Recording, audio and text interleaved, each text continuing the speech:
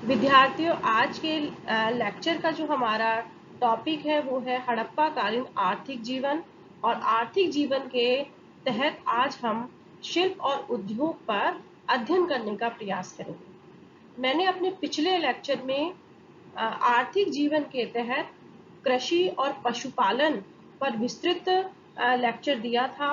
और विद्यार्थियों, आज हम शिल्प और उद्योग के अंतर्गत जिन शिल्पों या उद्योगों की बात करेंगे वो है काष्य शिल्प, कपड़ा बुनना या सूत काटना, धातु को गलाने का शिल्प या कुम्हारी का व्यवसाय, रंगरेजी का व्यवसाय हो चाहे बढ़ई का व्यवसाय, गुड़िया या मन का उद्योग, साथ में ही मूर्तियों का निर्माण, मोहरों का निर्माण, ईंटों को बनाने का उद्योग हो चाहे पकी हुई ईंटों से मकान बनाने का उद्योग, साथ में ही रंगरेजी का व्यवसाय। तो इन सारे व्यवसायों का अध्ययन करने का प्रयास इस वीडियो लेक्चर के द्वारा किया जाएगा।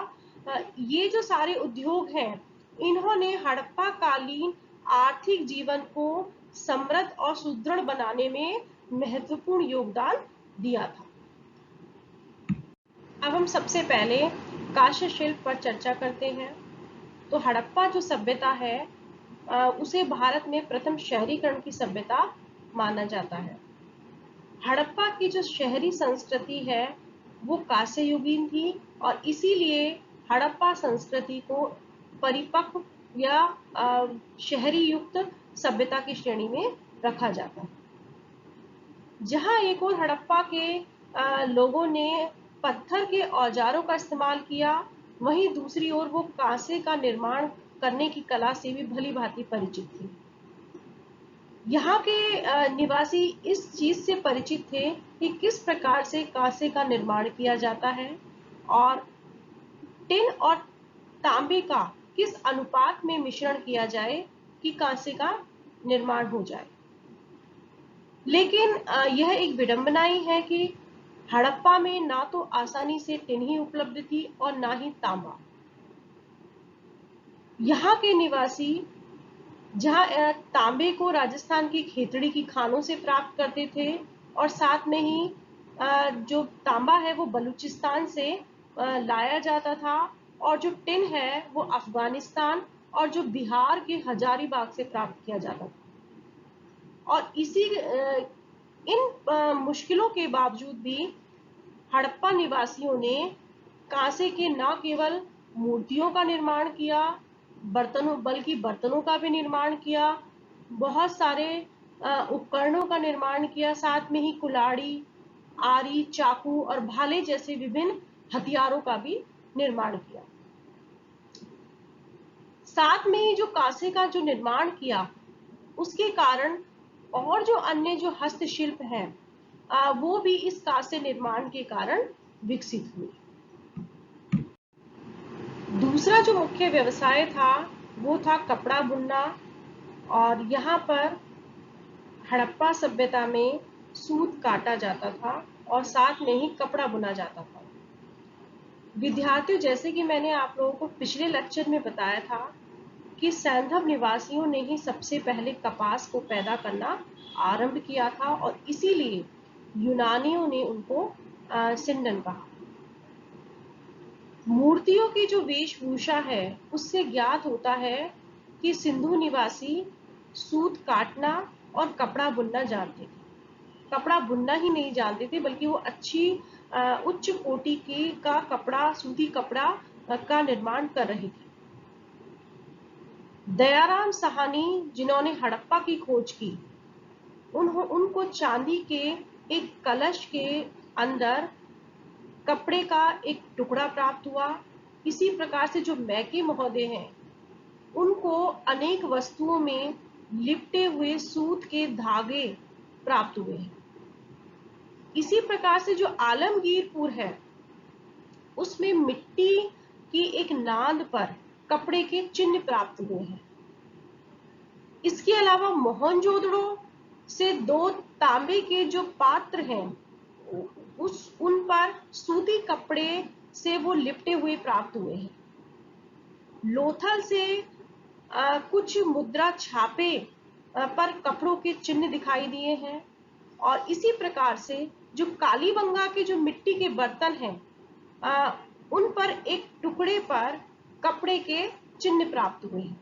तो इस आधार पर इतिहासकार इस निष्कर्ष पर पहुंचते हैं कि हड़प्पा सभ्यता के अंतर्गत कपड़ा बुनना यहाँ के निवासियों का या सूत काटना यहाँ के निवासियों का एक मुख्य व्यवसाय था और इसके द्वारा वो धन अर्जन करते थे।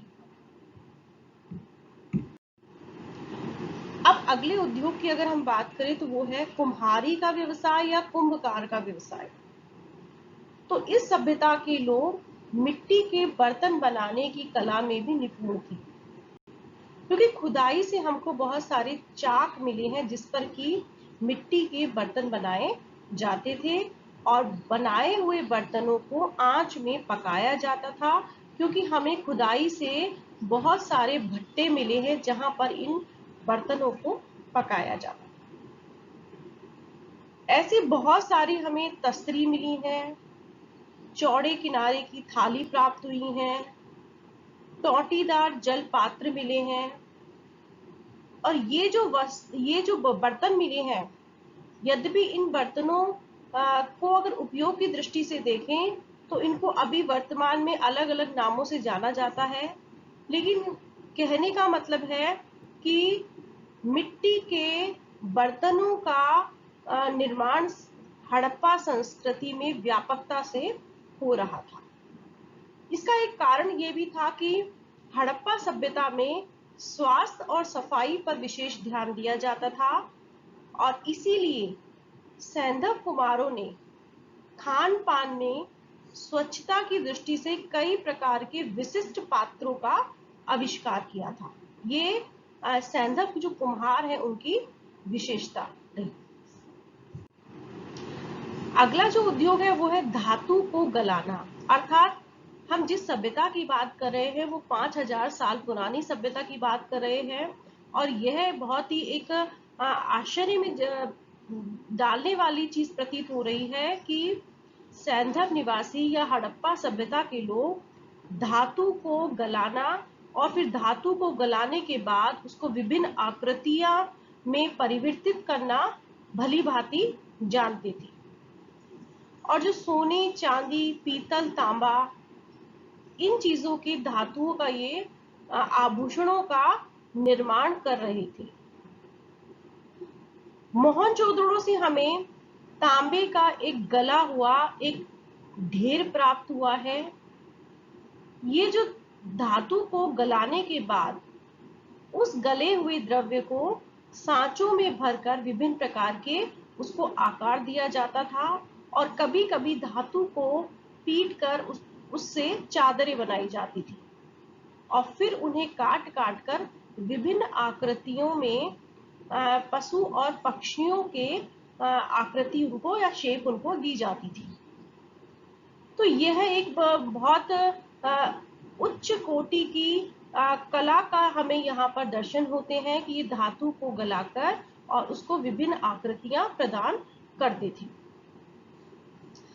चूंकि यह जो सभ्यता है यह यहाँ के लोग युद्ध प्रिय नहीं थे और शांति प्रिय थे, इसलिए हमें युद्ध के हथियार तो बहुत ही कम मिले हैं।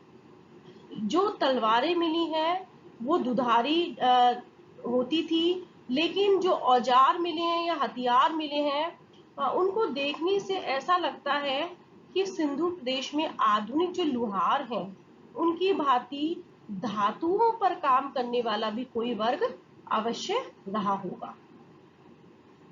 चन्हूदड़ों से जो मैके महोदय हैं उनको इक्के के 2 खिलौने मिले हैं और हड़प्पा से भी हमको पीतल का एक इक्का मिला है।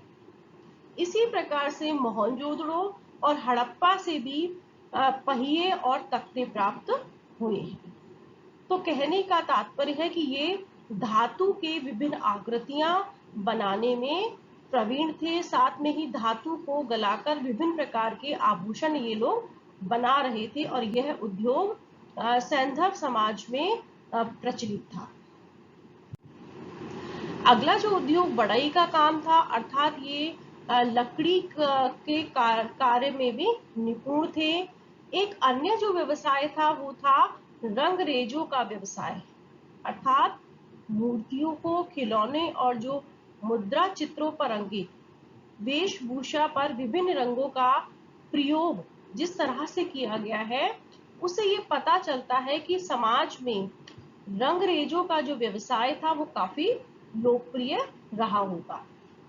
इसके अलावा हमें चन्हूदड़ों से जो गुड़िया या है उनका एक कारखाना प्राप्त हुआ है, उसके अवशेष प्राप्त हुए हैं। तो इससे पता चलता है कि गुड़िया या मनके बनाने का उद्योग भी समाज में काफी प्रगति कर चुका था। इसके अलावा पत्थरों और धातुओं के हमें मनके भी प्राप्त हुए हैं, जो वहां पर उनके बनाने के कारखानों को प्रमाणित करते हैं। अब हम बात करते हैं मुद्रा निर्माण की तरफ, और यह जो व्यवसाय था या ये उद्योग था, यह भी समाज में काफी प्रचलित था, क्योंकि अब तक हमें 2000 के करीब मोहरें प्राप्त हो चुकी हैं। और हम जो भी सैंधव समाज के बारे में जिस तरह का भी विवरण हम प्रदान देते हैं, उसका जो मुख्य आधार है वो मोहरों से प्राप्त आकृतियां हैं या चिन्ह है, जिनके आधार पर सैंधव समाज के इतिहास का लेखन किया गया। तो इनमें से कुछ मोहरे पर बहुत सारे हमें जो पशु हैं उनकी तस्वीरें अंकित मिलती हैं। मोहरों को ताबीज के रूप में भी इस्तेमाल किया जाता था, और हड़प्पा, मोहनजोदड़ो, लोथल और कालीबंगा से हमें वर्गाकार, गोल, आयताकार और त्रिपार्श्व आकार की हमें मोहरें या मुद्राएं प्राप्त हुई हैं, जिन पर पशुओं के चित्रों के साथ ही अभिलेख भी उत्कीर्ण हैं। कुछ जो सैंधव मुद्राएं हैं वो हमें मेसोपोटामिया के नगरों की खुदाई से भी प्राप्त हुई है, जिससे यह पता चलता है कि सैंधव जो व्यापारी थे वो पश्चिमी नगरों में अपने व्यापारिक स्थल बना रहे थे या उन्होंने बना लिए थे। कहने का मतलब है कि जो सैंधव जो व्यापार है उसमें जो मुद्राओं का जो प्रयोग है वो अर्थव्यवस्था के वैज्ञानिक जो स्वरूप है उसको स्पष्ट करता है। अब हम मूर्ति निर्माण की बात करते हैं। तो हड़प्पा के जो कारीगरों ने धातुओं की खूबसूरत मूर्तियों का निर्माण किया। हमें कांसे की एक महिला नर्तकी की मूर्ति प्राप्त हुई है, जिसने एक हार पहनने के अलावा वह पूरी जो मूर्ति है वो नग्न है। इसी प्रकार से हमको हड़प्पा काल में पत्थर की मूर्ति के कुछ टुकड़े भी प्राप्त हुए हैं। साथ में ही सैल खड़ी की मूर्तियों को दाहिने बाहें के नीचे से बाएं कंधे पर ओढ़ने वाली एक शॉल के द्वारा एक शॉल जैसा एक वस्त्र पहनाया गया है, और साथ में ही जो सिर के पीछे बालों को जूड़े की तरह उसको बांधा हुआ प्रदर्शित किया गया है। अब हम बात करते हैं टेराकोटा मूर्तियों की। तो मिट्टी की जो मूर्तियां हैं उनको आग में जो पकाया जाता था उनको टेराकोटा मूर्तियां कहते थे। और इनमें इस तरह के हम बहुत सारे हमें खिलौने भी मिले हैं और पूजा की वस्तुओं के रूप में इनका इस्तेमाल किया जाता था।